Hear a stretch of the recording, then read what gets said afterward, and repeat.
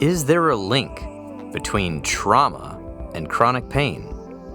What is actually going on in the field of physical therapy, and how in the world does that relate to mental health? Can you do online or virtual physical therapy? Is that possible? And how do you help somebody settle their nervous system in a remote environment?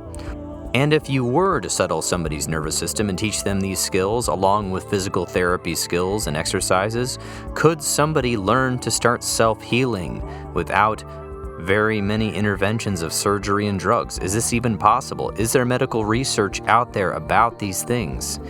And I'm here to tell you that at the Intentional Clinician, we have an excellent guest today. His name is Dr. Brandon Yuenger, and he's a physical therapist with a doctorate in physical therapy from the University of Michigan. And I'm very excited to have him on this show, as he is an innovative and excellent practitioner and has a lot to say about all of these subjects. And especially, I know our listeners are going to be interested in the relationship between trauma and chronic pain. So let me just tell you a little bit about Brandon Yuenger.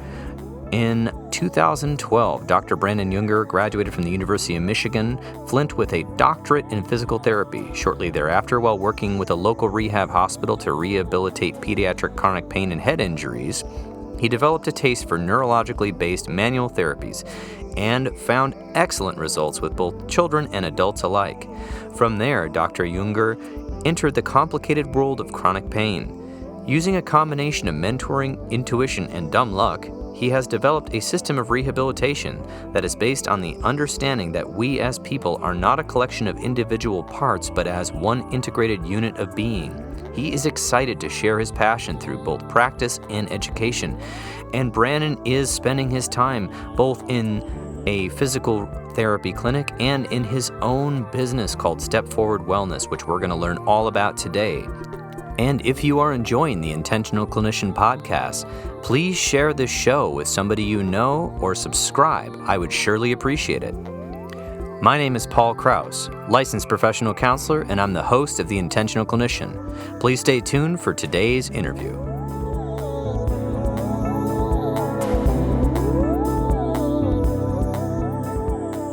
Brandon Yuenger, welcome to the podcast. So glad to have you on the Intentional Clinician.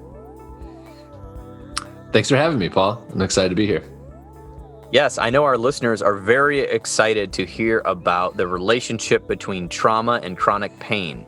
And I know because you are a physical therapist and because of your credentials, you have a lot to say about that.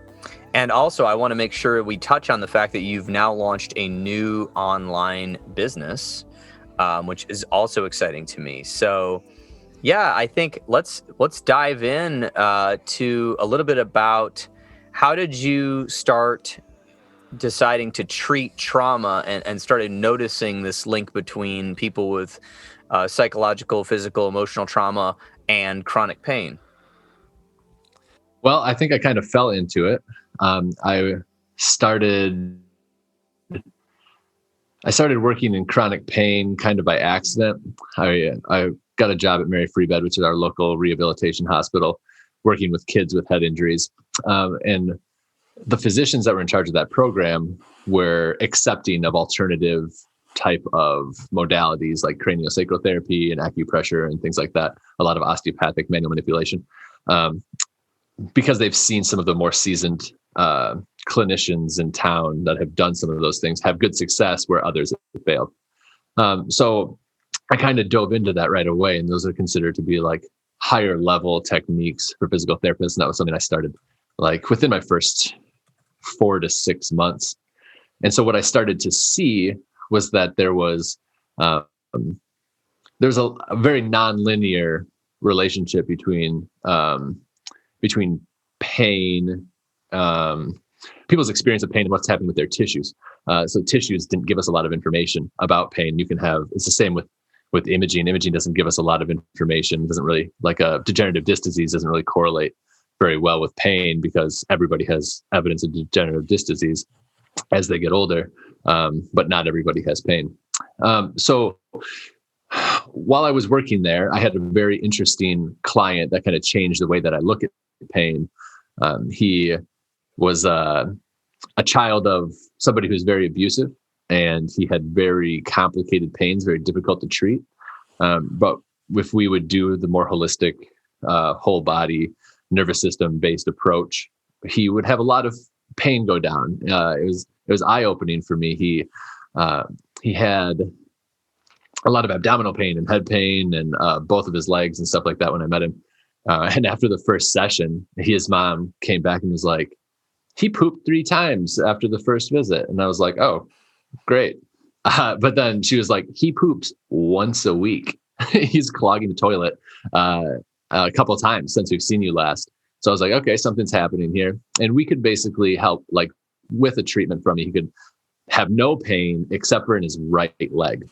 And it became like this mystery to me. He's diagnosed with complex regional pain syndrome, or reflex sympathetic dystrophy, however you want to look, or whatever you want to call it. It's had multiple names. So I was like, your dad's a pretty bad guy, right? Let's do a little experiment.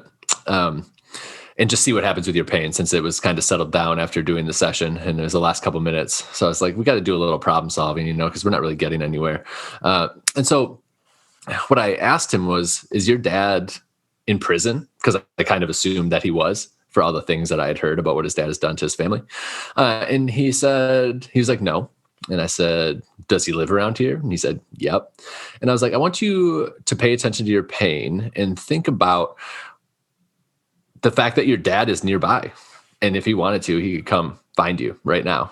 And then he started panicking and it's like, my pain's going up, my pain's going up, my pain's going up. And I said, ding, I understand this pain thing a lot more now.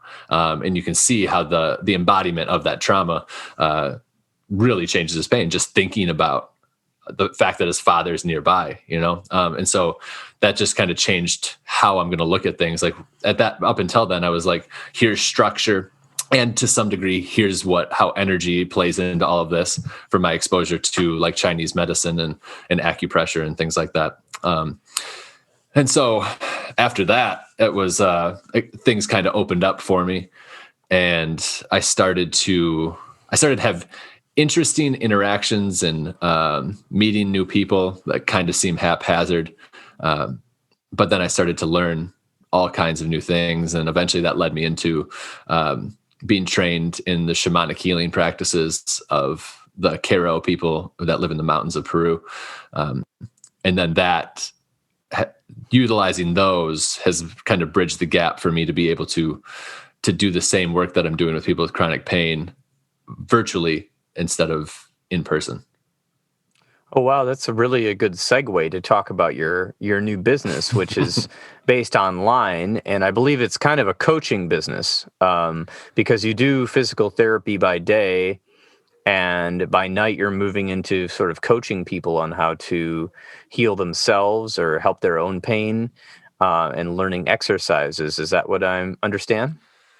Yeah. One of the things that I'm offering virtually is pain coaching. I'm also offering what I'm calling a nervous system reset, which is essentially a distance healing session using some of the shamanic practices that I've learned in combination with meditation.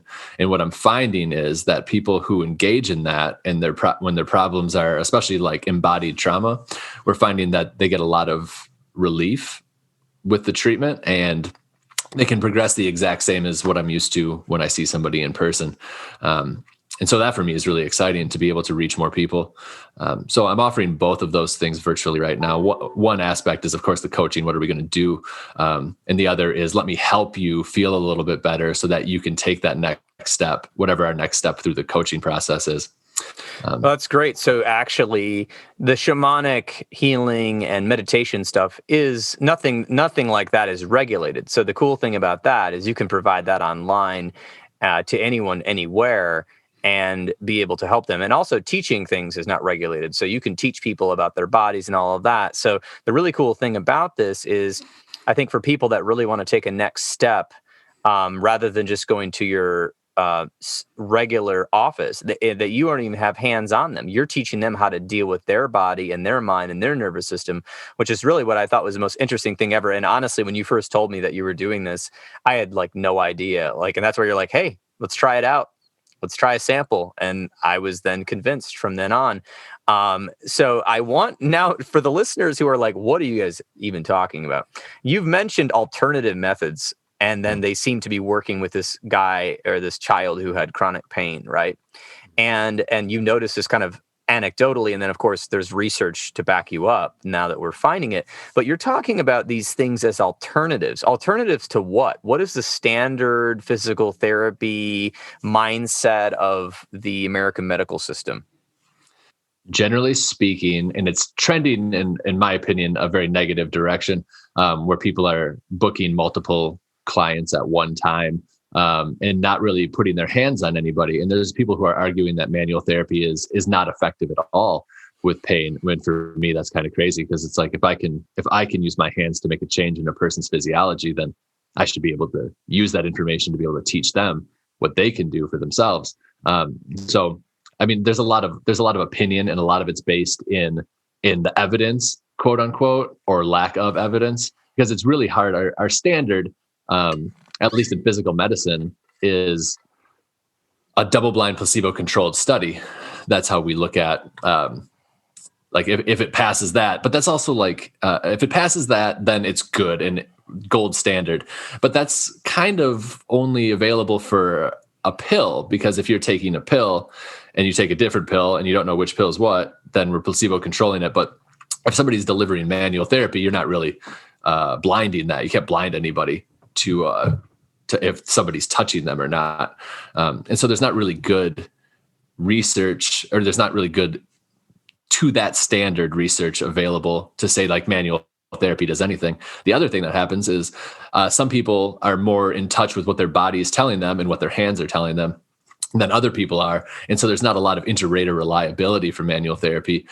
When we've tried to measure like, oh, you can feel this piece of tissue through X amount of tissue on top of it. And people are saying, oh, you can't. Like I've had people tell me, you can't do the things that you say you're doing because I have a journal article that says that you can't do it. And I'm like, well, everybody's nervous system is different, and there's, if people have gone to like a masseuse, some are better than others.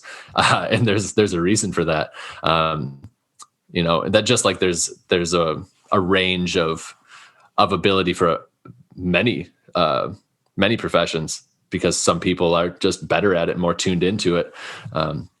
So for that, it gets a little bit frustrating to get into those conversations with people who are saying they're saying that isn't a good thing because we don't have the appropriate research for it. People aren't doing that much research for physical therapy because it's not really making people that much money, and treating chronic pain isn't making people that much money.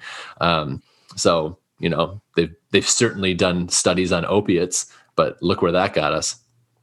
Oh, goodness. Okay, so I was just trying to figure out where to circle back on some of this. So essentially, there was the difficult part about studying this is that every single physical therapist has a different range of ability, obviously, right? And so then it's difficult to quantify that. Just like in therapy, we say people that see therapists versus not see therapists get better, but it's hard to identify what physical therapy is actually working versus what is not working, because not only are the physical therapists different, but people's reporting is different, versus it's easier to figure out that if you take an opiate, you will feel better versus not. And we know right now that the state of Oklahoma, other states have been suing the big pharma for billions of dollars, although way less than the money they made, killing everybody, for marketing in the mid 2010s, these fentanyl patches. Where they were saying they were non-addictive and they were a new way of opiate. They were constructed out of opiates, but in a way that won't be addictive. And what happened with almost every situation was the state, like the state of Oklahoma, the one I read the most about, figured out that hundreds of thousands, if not more people became addicted to these fentanyl patches, and then almost all of them either went to street drugs or doctor seeking different types and stronger opiates, and died or had to spend a lot of time in rehab, which cost the state and the people millions and millions of dollars in lost people and lost wages. And meanwhile, the pharmaceutical companies made such a huge profit that paying the fine, I believe they had to pay Oklahoma $21 million, I think it was. Doesn't seem like enough. No, it wasn't, because they made something like $500 million in sales in Oklahoma and fentanyl patches. So it was a joke. So that's a whole nother problem. Could be a whole nother podcast. But what I'm hearing also is like you like putting your hands on people to be able to help them learn hands-on. And then you were saying some of the way it's trending is that they're putting people in a room, and what are they doing? Not putting their hands on them at these clinics. What is that? Well, they're not necessarily putting people in a room. Okay. They're putting them on exercise machines. Oh, machines. And then they're having, and then they're having multiple people at the same time. And they're saying, sometimes machines, but like equipment, and like in this big room where there's like a bunch of people around, and maybe multiple therapists have multiple patients at the same time. And they're saying, now you do this exercise 3 sets of 10. And now you do this exercise 3 sets of 10. I even was just talking to a colleague who's just here covering for another clinic, or from another clinic. He's talking about people are seeing like 4 patients at one time, like when he first started as a new grad. And it's like, it doesn't even make any sense. Like nobody's getting personalized care. So you're just kind of like, you might as well hand them a sheet of paper and say, go do these exercises. Well, I was going to say they're probably billing. What are they? They're billing out PT codes to the insurance at what kind of rate? What are we talking? Well, if they have somebody who's like double booking is pretty common. That quadruple booking, I've never even heard of it, and I guess maybe I'm grateful that I haven't even heard of that. Right, but like if you're double booking, it is happening. What's that? Yeah, what's absolutely. going on with the money? Well, they're just, if it depends on what the insurance is, like a Medicare, Medicaid, you can't do that and bill. So you have to be one-on-one to be able to bill that time. Okay. Unless you're doing like a group setting for the Medicare, Medicaids, because Medicare tends to be the standard for most things. But like the Blue Cross Blue Shields, the more commercial insurances, you can see multiple people at one time. And how much are they paying? How much are they paying the company? Well, it depends. It really depends, right? Because the insurance company seems to place our value on us, whatever they've decided that physical therapy is worth. That's right. What but it's I'm worth. saying what I'm hearing is that it could be a lot of money that they're paying, and then having 4 people bill at once to basically sit on an exercise machine, not get the personalized care. It's almost like, why aren't we sending them to the YMCA? It's only $10 a class. Like, I'm joking, but like that's not treatment. I mean, that's as much as it is. I would say. I mean, even though it is with the cadence of a joke, like really the joke is that we're calling that skilled therapy. Because if you think about like Blue Cross, I think it pays about the same for mental health as it does for physical. So if we're billing 4 units, you're getting like $125 back from Blue Cross per person. And you're doing that, so what we're going to call that like 500 if you're quadruple booking in that like extreme circumstance for 1 hour. And then the therapist is going to get paid somewhere in like $20, right? Yeah. Or whatever. They'll get paid like 30 to 40. So if we wonder what the healthcare problem in the United States is, I've always said it's greed. It's greed and a bunch of people with MBAs running healthcare organizations. So I mean, no doubt about that. And then we won't even get into the insurance side of things, which is a whole nother problem. Also greed, Certainly. Also wherever they can take a buck, they will. So our healthcare system does need to be reformed or remodeled. Not sure how to do that, not this podcast. So back to the whole point of this, which is it seems like the exercise machine, if I go to a physical therapy office and they put me in an exercise machine, I'm like, no. Like, I get it for like people in rehab, like that broke their leg that need to like walk on one of those special treadmills that holds you up. That makes sense. But if I just have a problem and I want to learn how to move my leg and you put me on a machine, it doesn't feel very personal to me. And if you got another person over here, I don't feel very taken care of. And so there is this emotional component to pain that's very large. And you know about it more than anybody because you got your hands on people and you've been teaching people about their bodies and doing some of these other practices. So what I'm hearing is that your basic, and this is our opinion, but the basic physical therapy in the United States is okay, but possibly lackluster for a client who's really dealing with chronic pain or deep, difficult pain. And then it's kind of, they're on their own, hopefully later to rehabilitate themselves by, getting in exercise classes or swimming or something like that on their own after this PT, which may or may not be good. Also could be really good, but it just depends on the luck of the draw of what clinic you walk into is what I'm hearing also. There is a standard, but the standard doesn't seem to be trending in a good direction from your opinion. I mean, decreased reimbursement is causing people to try to take on more clients so they can make more money and stuff like that, just to make what they're used to making. So So I that's the think insurance side of things right there. yeah, they're driving us to give worse care, and it certainly has been a fight with the powers that be, to be able to preserve a quality of care model. So now going back to trauma, now that's sanctuary trauma. If I go to my therapist and they're giving me crappier care because they're getting paid less by the insurance company, first of all, that's an ethical issue on them. But secondly, I, as the consumer, could be having sanctuary trauma. I'm going somewhere to help and I've got this pain and I don't feel like I'm being taken care of. That can be another wound to the trauma survivor. So let's talk about trauma and pain. I'm glad you're getting me in on the nitty-gritty of what physical therapy is, because I actually have no idea really, other than like watching videos and hearing you describe it. I haven't actually gone to physical therapy. I never had. I've been to many practitioners. I mean, well, before your demonstration, that was really cool. But I had never really gone to one formally. So let's talk a little bit let's dive in more to this relationship now that we know that you were definitely using alternative methods, which were authorized by the doctors in charge of the program at a very renowned rehab hospital. So it seems like they do know that things work that are, quote, alternatives, which sound weird to me, alternatives to crappy care. But these doctors, DOs and MDs, are saying, hey, Brandon, we really like this stuff. You're helping people get better. Keep doing this, quote, alternative stuff that, quote, is not empirically as valid as putting somebody on an exercise machine.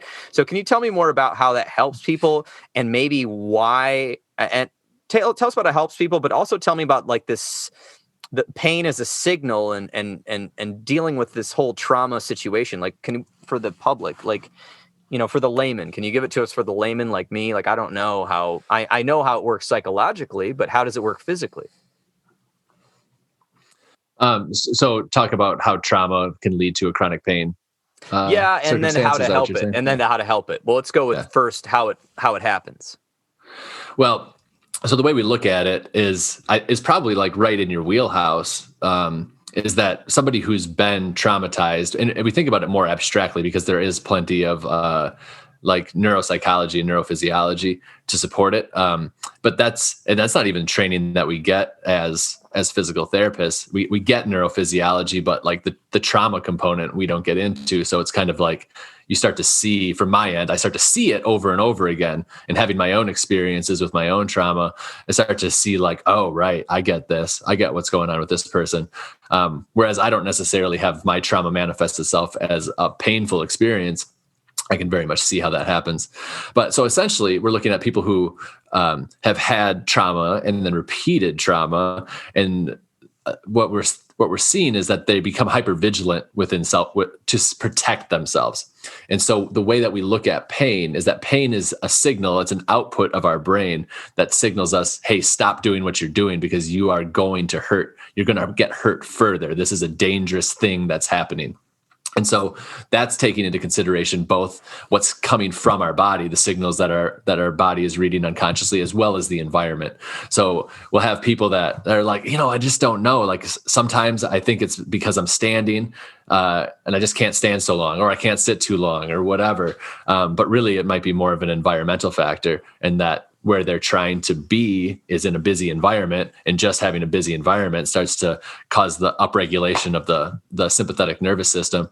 And then the more fight or flight people become, the more that they start to go into their protective patterns, which is, our tight muscles. Like I'm going to start, like, maybe I'll start to like tilt my head or sit a different way, or like maybe I'm like not putting my, like what you're doing right now. I'm moving my neck around, so but no one can see that. Yeah. So essentially it's that, all of a sudden something clicks and we are feeling threatened, and now our body is going to tighten up to protect us based in what it's had to do to protect us in the past. So whether that's like, any sort of physical trauma from like a car accident, or, you see it a lot with a concussion where somebody is like the position that they were in when they got hit is the position that their body kind of wants to go back to. And so, you think about that's happened to people who've suffered a lot of trauma over and over again. And then we have layer upon layer of protective pattern. And that's what I see when we go through the rehab, is that we're kind of like peeling back layers rather than looking at, your neck hurts. Let's talk about the muscles of the neck and the bones of the neck and the ligaments and et cetera. We're more looking at like, okay, here's what's happening. And when we can get a little bit more parasympathetic and put a little more rest and digest, then here's this pattern. And sometimes people will feel like, oh yeah, I don't feel my neck pain anymore, but now I feel like this thing in my shoulder, or I feel this thing in my hip or something like that, because this is just another layer that we have to get through. And that's usually the way that I look at it. But it's hard to sometimes get people to see that, because they're like, well, it hurts in my back or it hurts in my neck. So that must mean there's something wrong in that area. Aha. Okay. Can I interrupt for a second? Yeah. Can I interrupt for a second? Yeah, go for it. So what I'm hearing, I've just got it. There's so much information you're giving here, like an encyclopedia of trauma and PT, that I need to like interject. So what I'm hearing, just to summarize from the layman, you let me know, is just like psychological trauma, which I'm very attuned with and understanding about how people make patterns and then they have these symptoms of anxiety or depression or PTSD or OCD, or these symptoms that kind of come out when they're near something that reminds them of the trigger of the trauma, even subconsciously. Just like those episodes I've done on that, you're saying pain can get wired the same way because pain is involved in the nervous system. And so they may have nothing structurally wrong with their body. But the nerves are going, ow, ow, ow, like pain, ouch, hurt, right? And they may not know why it's triggering. So like, for instance, if they're a more somatically oriented person, instead of having anxiety symptoms, they may be just having all of a sudden their whole back is clenching up, and their back is clenching up. Maybe it's by the environment they're in. It's reminding them of something, but this is all subconscious. And so you're saying it takes people I have a hard time getting some people to see that. So what I think you mean by see is I think you mean meta awareness, that somehow their bodies signals of pain are connected to not only their psychology, but their environment and and certain things that they may not want to think about. And if we both remember, one of the biggest symptoms of post-traumatic stress disorder in the DSM-5 is avoidance. It's one of the most common symptoms. And so if I want to avoid talking about these things that hurt me in my past all the time, you might be saying, well, you're Brandon, the PT therapist, going, hey, yeah, well, it seems like every time your back clenches up, you happen to be in X environment with X person. They're like, oh, no, couldn't be that, never that, no way, no. Because think about that, subconsciously, they might not even know you're right, because their trauma is causing them to avoid that. And the trauma is something that happens to us. It overwhelms the nervous system's ability to cope, but then it creates, when I'm talking about trauma in this context, it's about the results of trauma, how trauma continues to manifest in the present moment in my life. And it happens both psychologically, but also physically. And also it sometimes subconsciously alters my behavior about where I want to go, who I want to see, what I want to do. It may be subconsciously altering the way I spend money. It may subconsciously alter the way I think about spirituality, or even topics in the news, or books I read.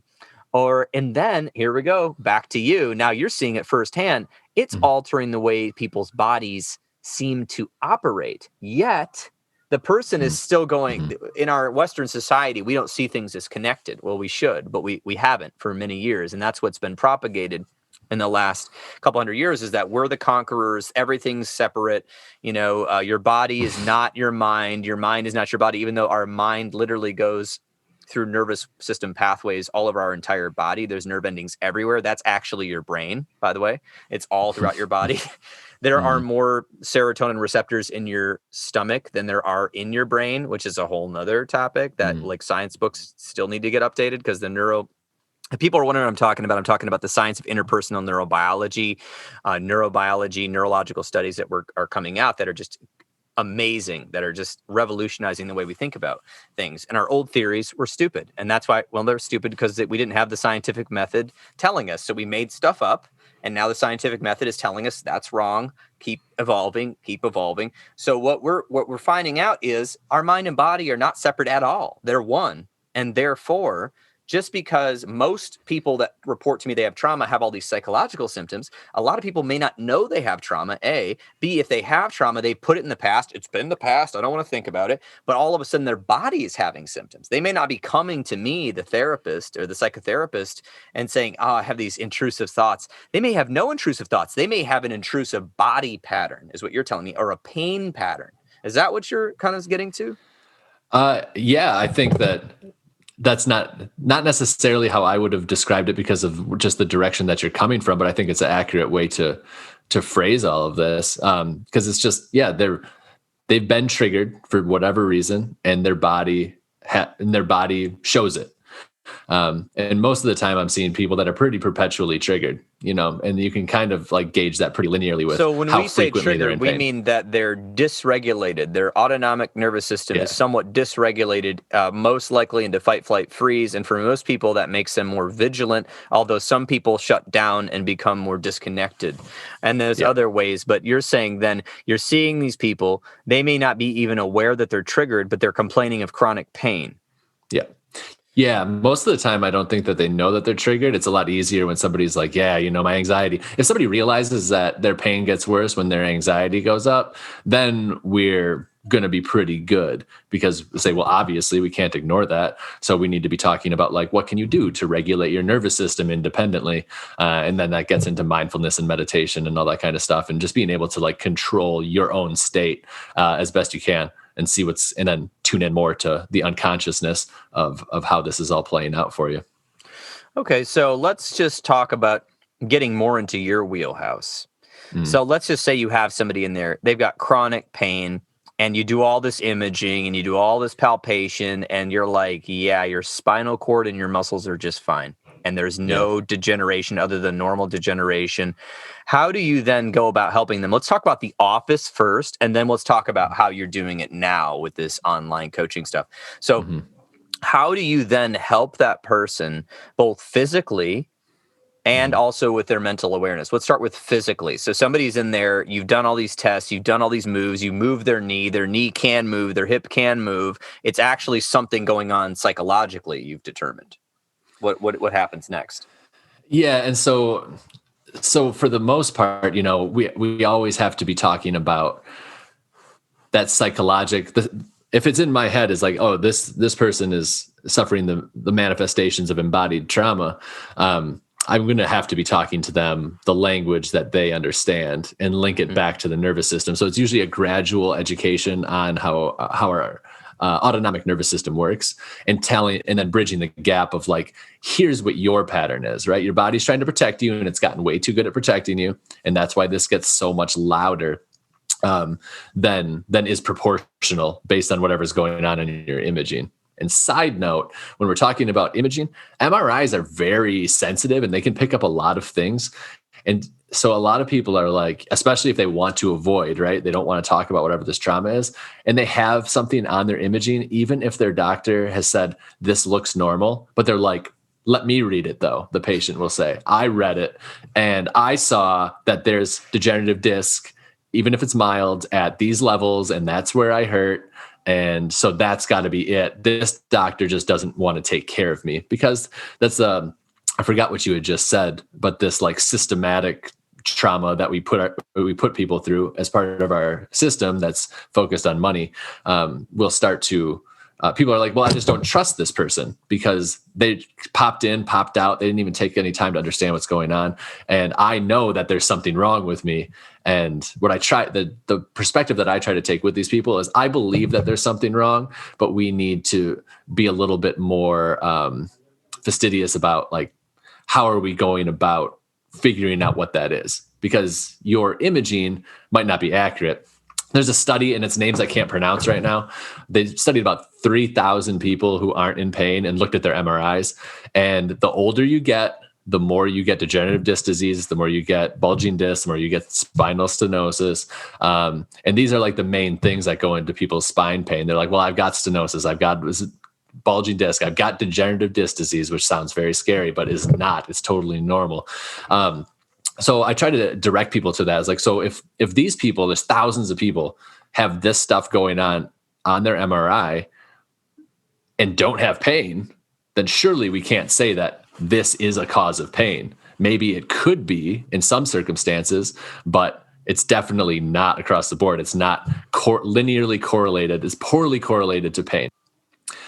So we're seeing that there's a poor correlation between imaging results and pain, especially when it comes to like stenosis and degenerative disc disease and bulging discs and all that kind of stuff. But those are very tangible things that people can like hang their hat on. Look, I have this thing. This is what's wrong with my body. Let me find out the person who's going to fix my body. And then you're going to start finding people are like, oh yeah, I know what to do about that. There's all kinds of different, like you can have surgeries, you can have injections, you can have the McKenzie method is the most commonly used technique in physical therapy that's supposed to put your discs back in place and stuff like that. So, but it's also not super effective. Like, I mean, a McKenzie therapist that's listening to this is probably not going to agree with me, but I see people, that's usually the first round of physical therapy that they get for their spine is the McKenzie method, which is totally hands off and it's just repeated motion and stuff like that. So it's essentially like, I feel better when I move this way. So I'm just going to move that way a bunch of times and then I'll feel better eventually. And if that works, that's fantastic, but I'm not seeing the people who that works for. Okay. So you were talking about the fact that people are like unconvinced that there could be something psychologically or mentally going on with their pattern of pain and thus keep looking at their own MRIs, looking for structural damage. And actually there's a lot of data on this. I went to a presentation by a man named Douglas Gufrida, and he's been carrying on the work of Dr. John Sarno, MD. And Dr. John Sarno, MD, was a really good researcher, and he researched chronic pain for years and with imaging. And he was talking about the ineffectiveness of back surgery. It's called failed back surgery syndrome.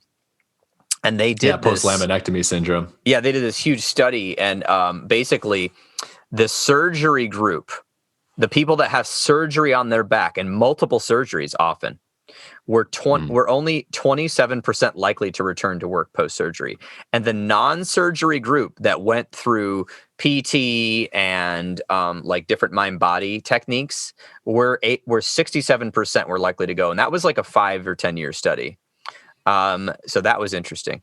I certainly see that day in and day out. Yeah. And then also the placebo, like a lot of people, like there's a study done in Harvard where they did fake knee surgery on people.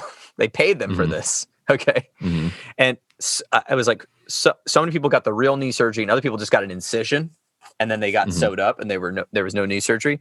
And the people that just got the incision, like it was like 75% of them were like back to almost normal functioning within 6 months, where the people that actually got the knee surgery and got these replacements were out of commission for so long. And I don't have all the stats on that, but it was like overwhelmingly, it wasn't even a close study. And this was by Harvard.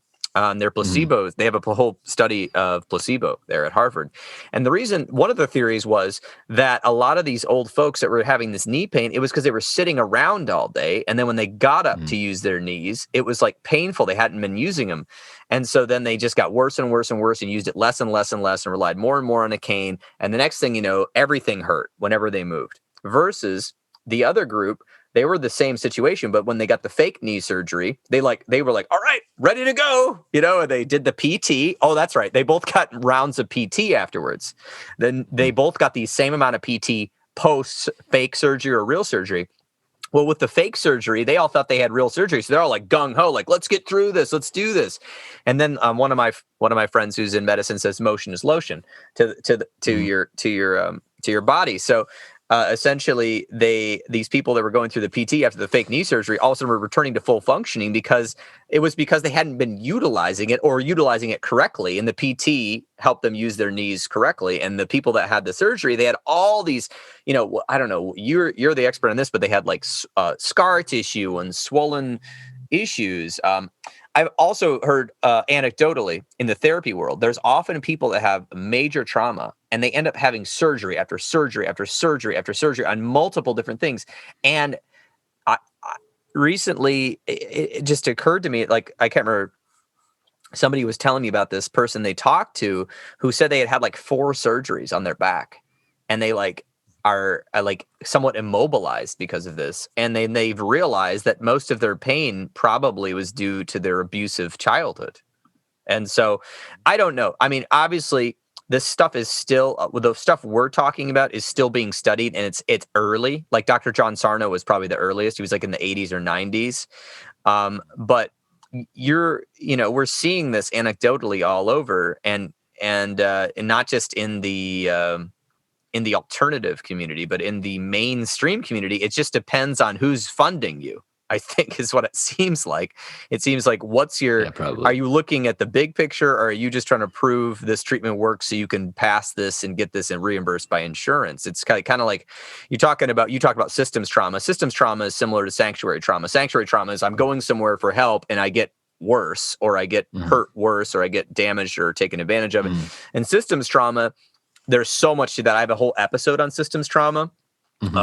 And with Morgan Vanderpool, I can't remember what number it is, but check it out. Look up Morgan Vanderpool, Intentional Clinician. You can listen to systems trauma, and that's about all the systems in our current society. But medical systems being one of them, is that if medical systems are geared to make the most profit, not wages and rent, profit, which is most Americans don't know what profit is because they don't own their own business. Profit is what you take home in addition to everyone's been paid, all the lights have been paid, everything's been paid off, all the taxes have been paid, and then profit is this thick, cream on the top of that, and that's what goes home later.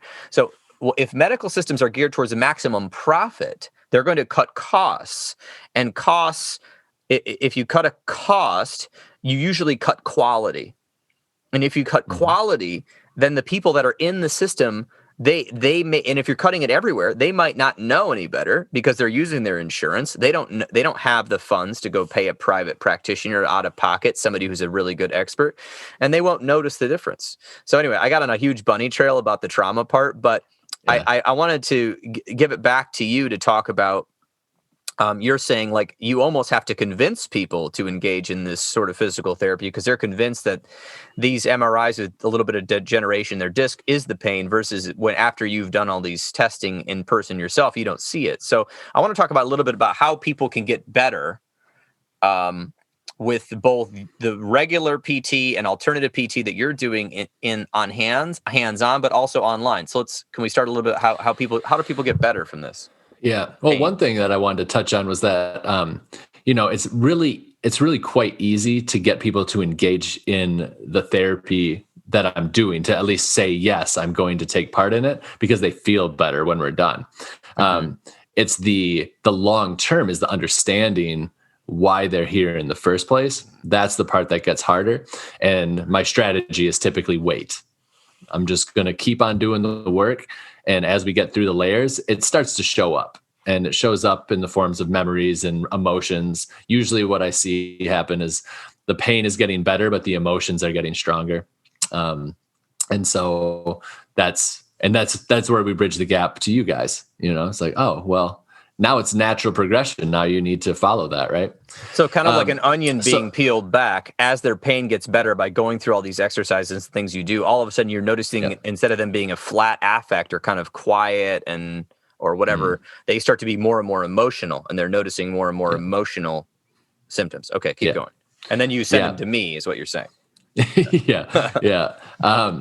So we were going to talk about like just what the process looks like. Is that correct? Yeah, the process of kind of getting better hands-on, but then I want to know the process of what you're doing now with your new system, with your new adventure. So what I would love to have everybody doing who's a physical therapist that's treating chronic pain is to have you have to start with the change in mindset and framework, because all too often we're looking at the part that hurts. And so if we stay stuck looking at the part that hurts, or insurance is willing to pay for one joint above, one joint below, and when we're doing that, we might miss the whole thing. Like I've had to do a pelvic diaphragm release on somebody to help their hand pain go away.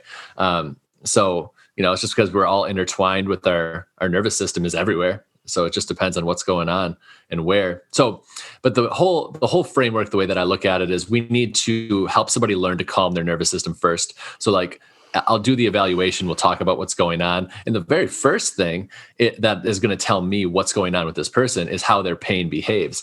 It's a very simple formula. If your pain comes on sometimes and you're not moving, you're probably talking about like a nervous system based pain.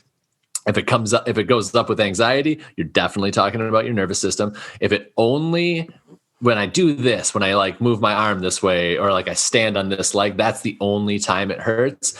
Maybe we're talking more about a musculoskeletal orthopedic condition. And then time will tell with that one. But so talking to somebody about what their experience has been with their pain usually tells me everything that I need to know about the direction that we're going to travel. And honestly, like I've gotten into a niche so far. I'm just seeing the people who have failed everything else. So I'm seeing people who nobody's ever thought about how their emotional body is playing into this stuff, or how the old trauma is playing into it. So I tend to be doing a lot of that every single day. That's because people have basically pinned you as the therapist that helps people if no one else can help them physical therapist. Yeah, that's kind of the role that I've fallen into. And I'm also happy to do it because it's interesting to me. And I like a challenge.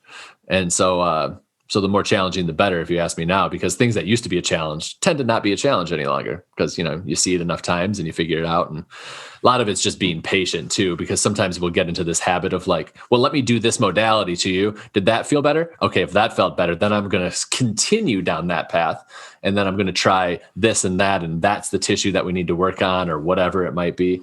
But I think that we need to, like, as physical therapists, like, take a second, like really understand where that person's coming from that day. Like, are they desperate for an answer and they're just saying they feel a little bit better? And they're like, yes, now maybe we're on. They're looking for some amount of hope, because we have to be like realistic about like, did what I just did, if it was a tissue lesion, should that have worked physiologically?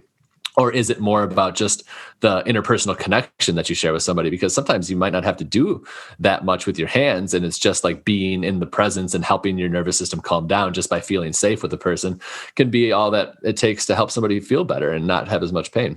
So you're talking about multiple things here, but you're talking about how just having your nervous system be on fight, flight, freeze, or high alert can actually cause pain itself. Is that because, what is that? Why? Do you know why that is? I'm just curious.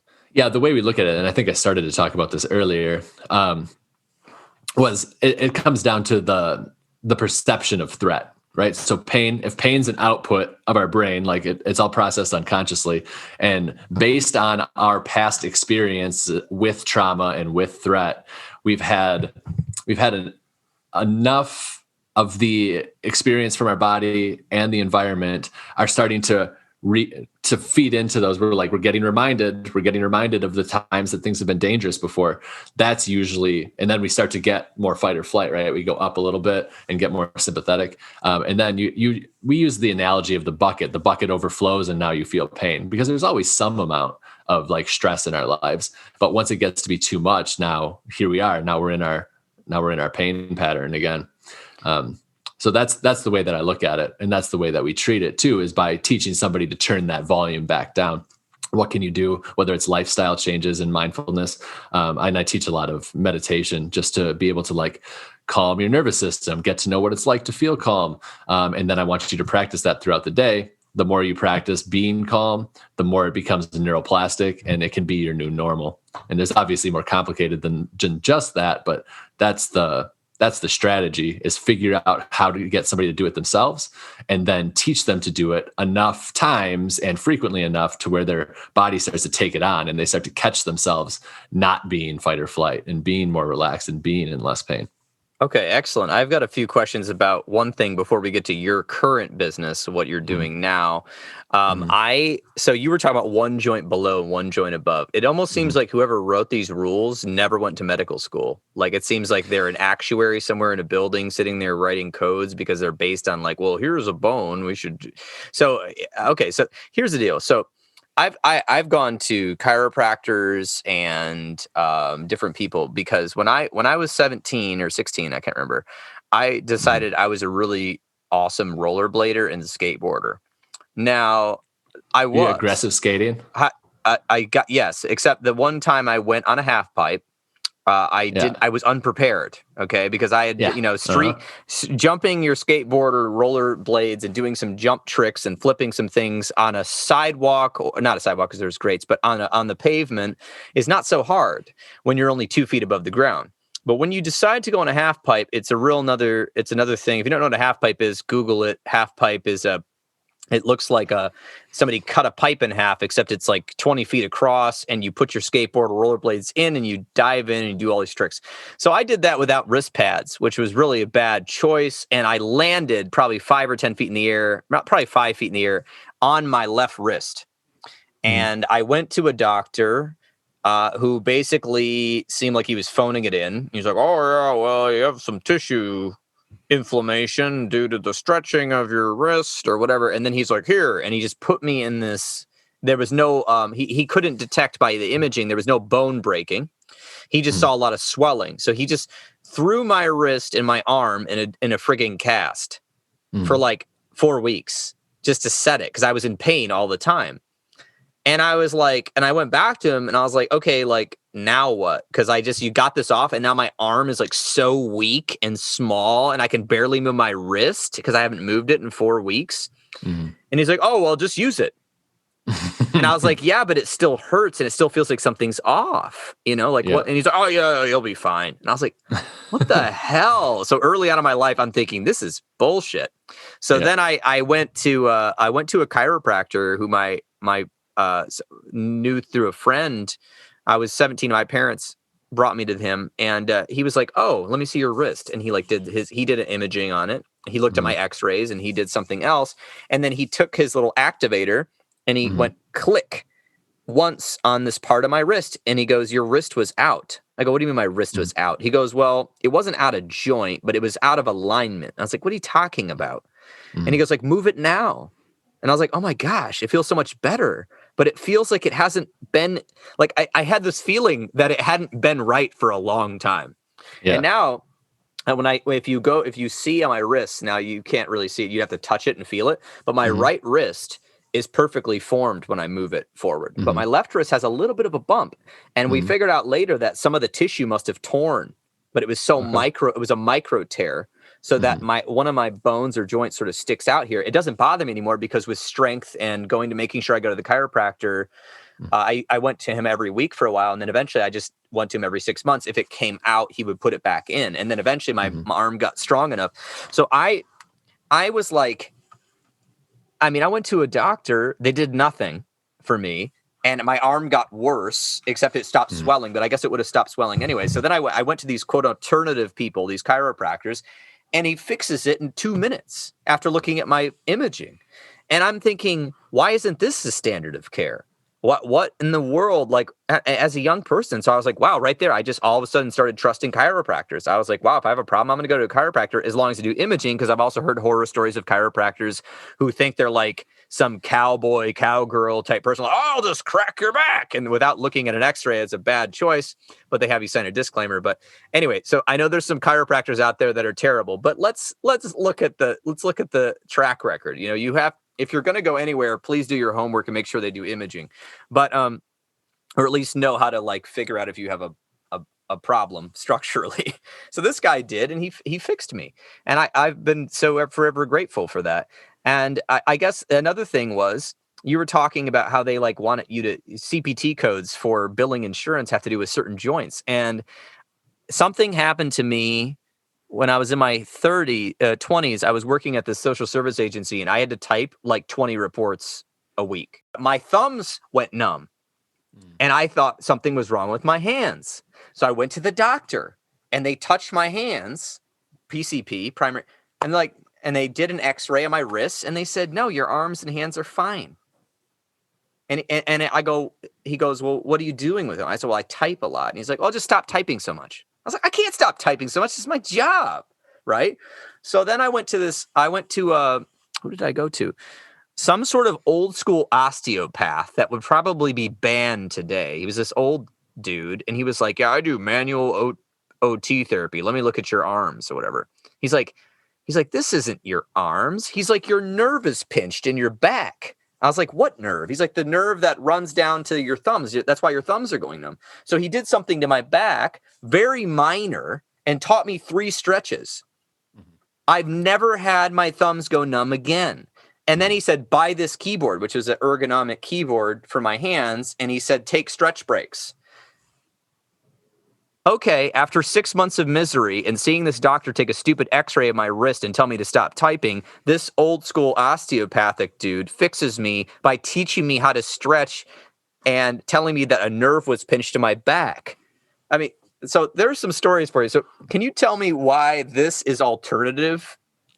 Is it because it takes thought? Why? I think it's because of just like the system is what it always comes back down to, because they're not teaching DOs to be that classic DO any longer. Depending on who you're talking to, we're talking about like physical therapists are the ones continuing the osteopathic manual manipulation through.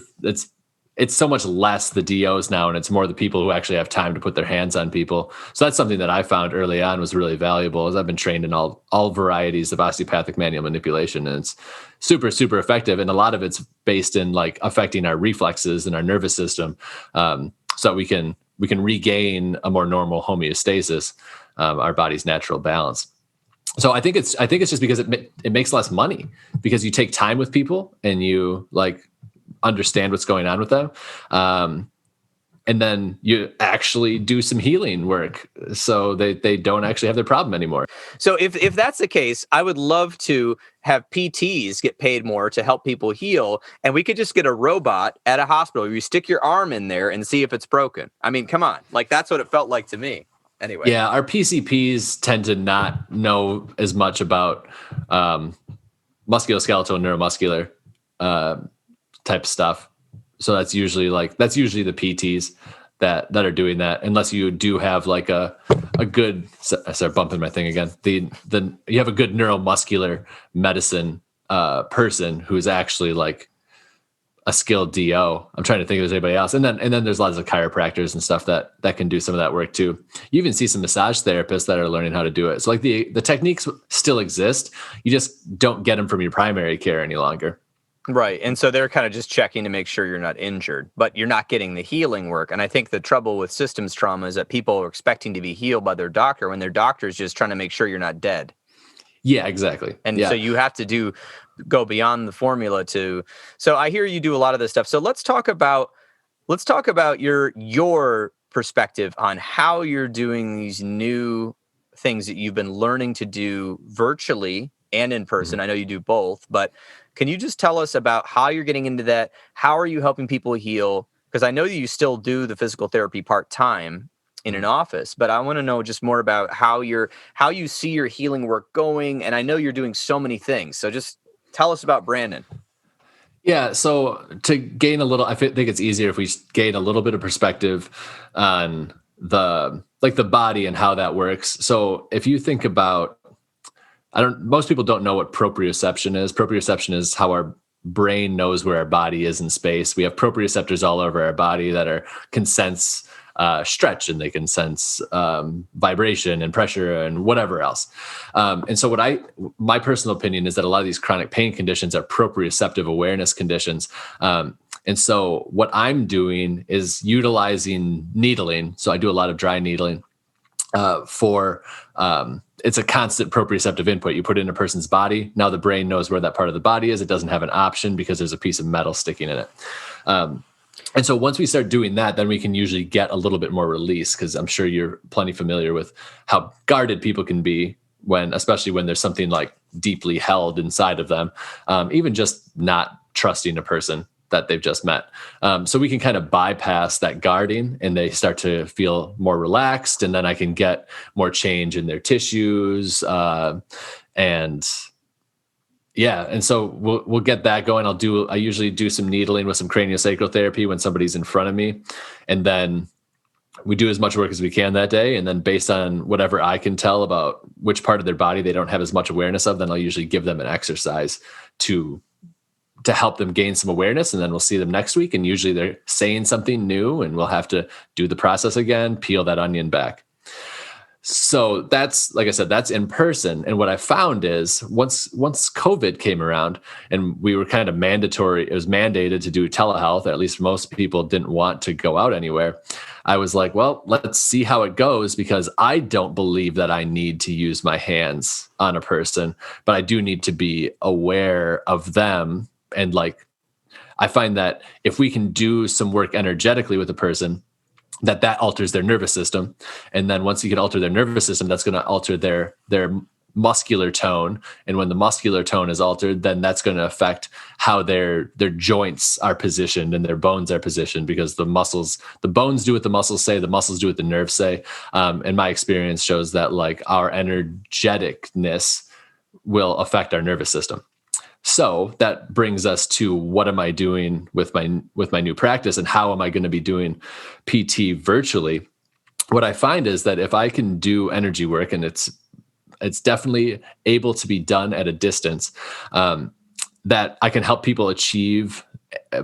It's through doing that work as well as guiding somebody through how to meditate, and staying connected with them, so that I can be aware of what the next step needs to be in their meditation for them to bring their attention to a certain area or whatever it might be. There's so many different possibilities. That by the time we're done, I'm finding consistently, like I was nervous at the beginning of COVID, but I'm finding consistently that people are having the exact same experiences at distance over Zoom on a speakerphone call with me as they would in my office on the table in front of me. It's just requires more of them to be involved in it. Because if I put a needle in somebody, all of the effort that they need to put into it kind of goes away. So it makes it a lot easier because I'm doing it for them. And so one of the problems that any physical therapist will tell you about is people don't want to do their stuff at home. So I'm really excited about doing things virtually because we're doing it at home. They don't have any excuse. I'm teaching them how to do it at home in their home.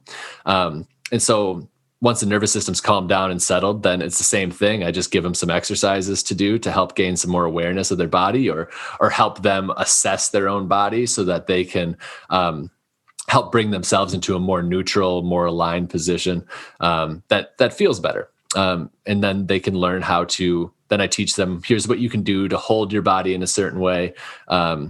That's going to be helpful for you to be able to sit and to stand and to walk and whatever else their goal might be. And once somebody can do those things, then it's basically regular physical therapy.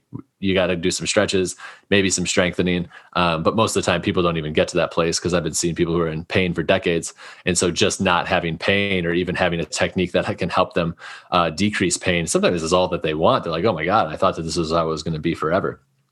So just helping them, you facilitate their tissues relaxing via audio, talking, and teaching them how to self-regulate their own nervous system.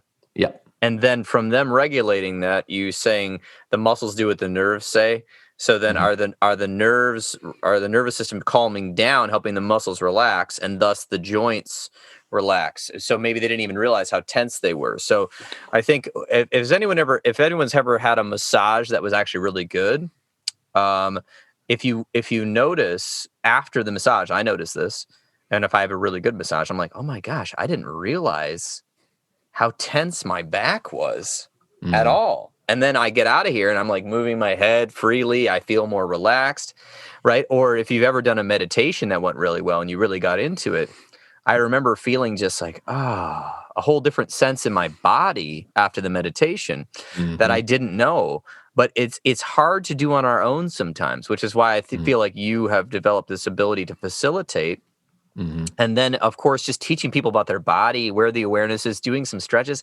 I mean, it's just pure education, but it's like it's opening up possibilities, because we're all stuck in not only these pain patterns, these chronic pain patterns, but we're stuck in psychological patterns. We're stuck in behavior patterns. We're stuck in environmental patterns that we aren't even maybe aware of.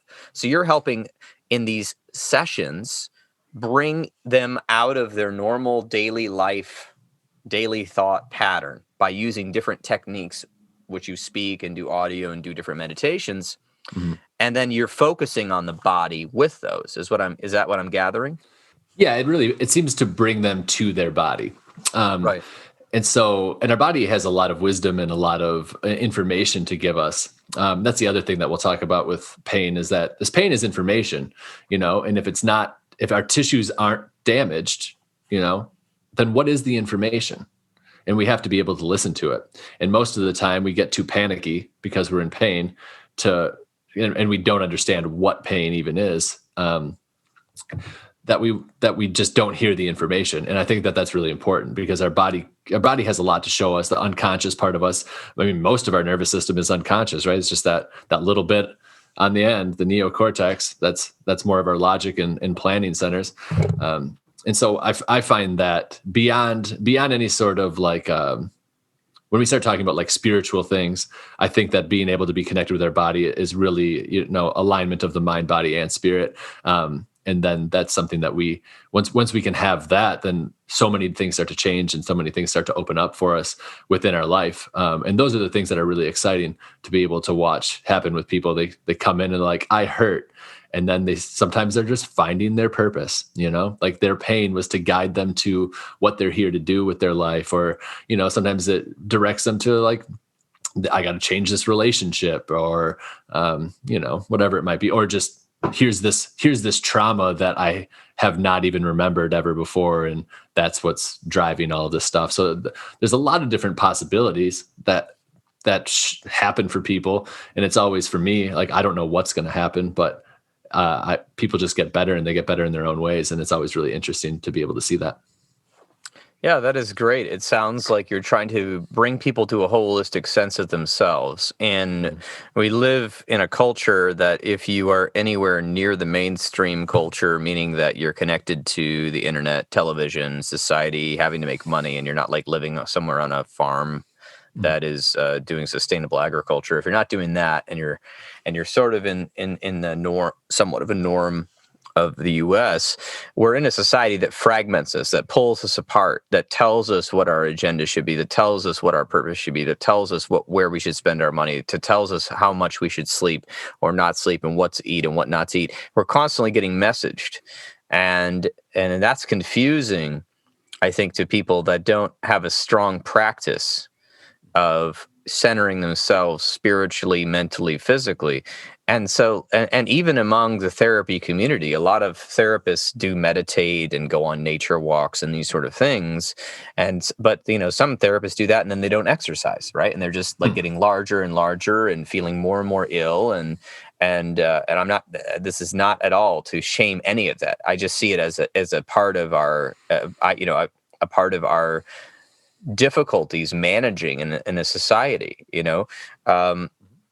and or perhaps they exercise all the time, but they're not meditating, and they're getting more and more stressed out and snapping at people. And these are professionals, right? So how much work is it to take care of ourselves in a culture that's so on fire and rapid fire, and so we have to be able to figure out where is our engagement in this. How much am I wanting to engage in this money race, this society sort of brings you into, and how much am I wanting to make my life about what's important to me? And a lot of young people have, well, everybody, but a lot of young people have these identity crises. And I believe the identity crisis is about, what game am I wanting to play here? Am I wanting to play and try to achieve and get some sort of linear progress, quote unquote, by what's accepted around me? Or am I trying to make my life and my family or whoever is dear to me or my friends benefit from my own practice? And the hard part is, I think a lot of people don't have a guide. There's not many in our society. There's not many guiding individuals or organizations that focus on personal development as a mainstream thing. That's why people come to therapists. They come to physical therapists. They go to the doctor. People are feeling terrible right now. So, what are some comments that you have about, kind of empowering your clients, anything I said, but my idea was how you kind of empower them to go further than just therapy. And that's kind of my goal as a therapist, is like, hey, like, I'm a lily pad on your journey across this lake.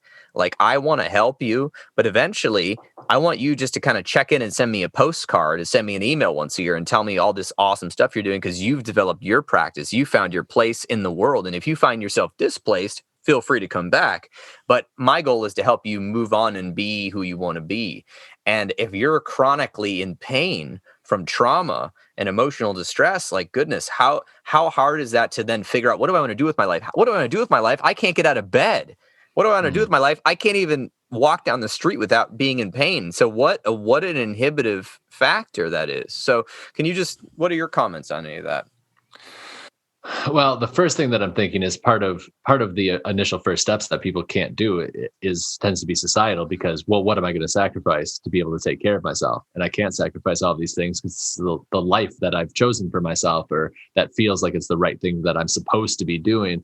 And so then the very first step, just to be able to put a time in their day where they can take care of themselves, is at least a first step in being able to appraise what their life even is. And so that can be a big hurdle. And then in terms of, I think the lily pad is a great way to say it. Like, that's what I'm looking to do too. Like, for now, especially when you're in crisis, we're going to gradually guide you out of crisis. And then we can start to ask that questions. Okay, now that you feel okay, what do you want to do with this body of yours? And that's usually a question that we'll start to ask after they start to feel better. It's like, so what else do you want to do? And then, okay, let's help you with that. Or I can refer you to somebody who would be able to help you with that more. And it's the same thing. Like, if you feel like you need to come back again at some point, like, your body's going to tell you, there'll be some kind of pain, or you'll have trouble with that, your own neuromuscular reset that we've been working on. You just won't be able to get the same effect again. And that's usually your body's like, oh, you just need a little, a reset. Get that the nervous system reset that I was talking about before. And then usually it's like, oh yeah, okay, I just got too far removed from my personal practice, my self-care practice. Now I'm back on it. That's what I usually see. And they're like, okay, I can do this again. But life happens to people. So sometimes they lose their footing, and they just need to get helped out again. But my goal is always like, can you do this for yourself? And then I always love it when people are telling me, hey, I taught this to my mom, or whatever. I taught this to my friend. And they feel better too. So I would really love to see people helping each other heal, like, as a community, because there's only so much that we can do as a single person treating people for however long every day that we decide that we're going to do that. Right. It would take quite an ordeal to get this instituted culturally. I know that Yep. I know that a lot of therapists have been saying, come on, we need to bring mindfulness into schools and relationship skills into schools, and teaching kids what to do about trauma in schools. And a little bit of that's starting, but it's pretty much only in certain schools that can afford it, and often short-lived and not really funded by the state. And so thus we continue. But I was thinking there's an opportunity with physical education being still a requirement in a lot of schools, in the public schools.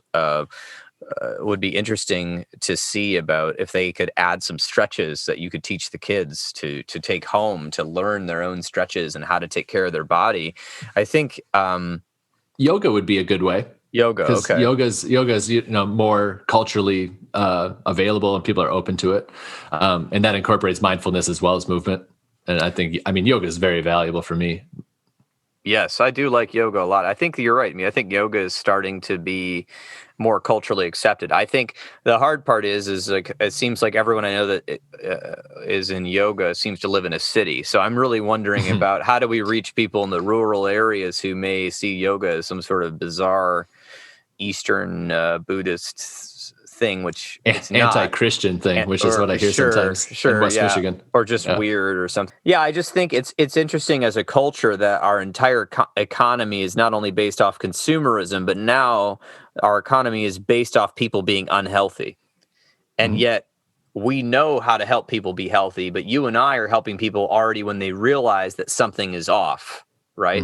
We're not even getting, we're somewhat preventative, but we're not even getting to the point of what could prevent people from having decades and years of terrible chronic pain in your case. And in my case, psychological chronic pain, which is also they probably have both. Honestly, it's just like, which one's larger during the day, which one are they noticing more? And that's where they end up, in the physical therapist office or in a psychotherapist office. So I really wonder, I think the good news about doing a podcast on this is that you and I are trying to share these things that, people can learn to self-heal. There are methods out there, but yes, you do sometimes need a guide. And you can be that guide for people. I know you're starting to provide those services online to teach people about their own self-healing and their own bodies, and bringing them through some of these exercises. And therapy is regulated, so I can only do that in certain states that I'm licensed in. Although a lot of therapists are writing books, and I'm releasing a course. I'm going to probably release more courses just to kind of help people get educated so that they can do their own work wherever they are in this kind of changing world where we find ourselves remotely connected. So. Yeah, I mean, it would be great, right, to get out of the sick care system and actually make it into a healthcare system, like what we call it. Yeah, I mean, we're just trying to get people to shut up, basically, is what it seems like from my perspective. Like, are you still complaining? All right, then we'll try something more. You're done complaining? All right, then we're good. But yeah, we need to absolutely just cultural shift. Let's value ourselves and our health before we start valuing money and these external gratifications and stuff like that. But I look forward to who's going to make those. I don't know how to start doing those changes. The best I've got is each individual that comes in front of me every day. I can just help them take the next step on their journey, and then see where we go from there. Well, collectively, we have a lot of strength if we just start with actually doing it ourselves and teaching it and valuing it. And also, and I was talking about therapists having trouble. Hey, I just want to make sure I'm in the same boat. I see myself struggling with the same things. I get distracted. And so I'm in the same boat of, I need to get back on my practice. I need to get back in my healing. So I'm really glad that, and I hope that we can all lift each other up, and then collectively, maybe the young people will start to hear some of this stuff and start to shift the systems. But in the meantime, Brandon, I know I'm going to put your link to your business in the show notes, which is called Step Forward Wellness, correct? Mm-hmm. That's correct. And people can contact you there, and people know how to reach me if they need something. So. Yeah. And at the bottom, one of the things that I would like for people to know too, is I put a lot of the stuff that I teach that's rather unique on a YouTube channel. So if you go to the website, you scroll down to the bottom, there's a little icon to go to the YouTube. So if somebody is like, I'm not so sure about this guy, but you want to try something out, you can try out a playlist of their focus on the neck, mid back, shoulders, low back, and jaw. And you can try them out, see how it goes, and see if you can help your pain. And then if you can help your pain, but you still have some more stuff to work on, then that's where I come in. And if people can use some of that stuff and totally take care of their problem on their own, that's fantastic. Just spread the word around so other people can do the same thing. That sounds great. I will actually put the links to both your website and your YouTube channel in the show notes. And I'm really looking forward to interviewing you probably again, because actually, according to my notes, we just kind of touched the surface of the iceberg. There's more. We didn't even get into the emotional body, the meridians, and the Feldenkrais, and all these sort of energy things that you've been noticing in addition to your advanced studies. So I appreciate it, Brandon. I thank you so much for your time, and I look forward to talking to you more. Yeah, same here. And there you have it. This has been another episode of the Intentional Clinician podcast. And like I mentioned earlier, if you're enjoying this content, please hit the subscribe button or share this with somebody you know. Especially with Dr. Yuenger launching his new business, I believe a lot of people are going to be needing his services or consultation. And therefore, check out his links in the show notes. If you are suffering from chronic pain, please go get a consultation from a local physical therapist or doctor in your area. Remember, the Intentional Clinician is information only, and the recording you just listened to consists of the personal opinions of Paul Krauss and his guest, and while these are based upon literature they have read and experienced in their respective fields, they should not be viewed as the definitive opinion on this or any other subject. Listening to this podcast is not a substitute for treatment. If you are in a crisis, please dial 911 or the National Suicide Prevention Hotline at 1-800-273-8255. Are you a young person of color feeling down, stressed, or overwhelmed? Text Steve, that's STEVE, to 741-741, and a live, trained crisis counselor will respond. If you are looking for counseling, remember that you can get counseling at this time, and do not hesitate to make an appointment with a local counselor in your area. If you are in the state of Michigan, you can make an appointment with the excellent clinicians at the Grand Rapids Office of Health for Life and the Trauma Informed Counseling Center of Grand Rapids by visiting the website www.healthforlifegr.com. This is Paul Krauss, of course, the host, and I'm letting you know I'm releasing a course for parents of young adults about how to navigate the mental health system and how to work with their young adults in a very general sense, and this will be available soon. As soon as I have it, the link will be in the show notes. If you are looking for an EMDRIA consultant, I am now also an EMDRIA consultant in training and am providing 15 of the 20 hours needed to become an EMDRIA certified therapist. Right now, as we speak, I have 2 EMDRIA consultation groups running, and I might even start a third if there is a demand. You can find out more about this online at counselingsupervisorgr.com or healthforlifegr.com, or just send me an email and I'll get back to you. Remember, you can support your local bookstore by shopping at www.bookshop.org. You can order online from the comfort of your own home while supporting a local business near you. Wherever you are, please join your local Mental Health Counselors Association. In Michigan, we have the Michigan Mental Health Counselors Association, which is working to make sure that quality mental health services continue to stay available statewide while increasing education, promoting best practices, and making sure that these professionals are accessible by the public. Hopefully in the future, we'll be helping integrate more into health clinics and schools even more than we already are. In Arizona, the Arizona Counseling Association also needs your help. So please get involved and at least pay the dues. There are a lot of different special interests that would love for people not to get therapy. I know that sounds counterintuitive, but if you've ever worked in the field of politics or lobbying, you know I am telling you the truth. So please get involved for advocating for this non-invasive intervention that is both proven to be extremely effective and helpful and works more on the preventative side in a non-violent or chemical way on the body. So check out the local counseling organization in your area. Thanks so much for listening. I hope that you all have a safe and peaceful week.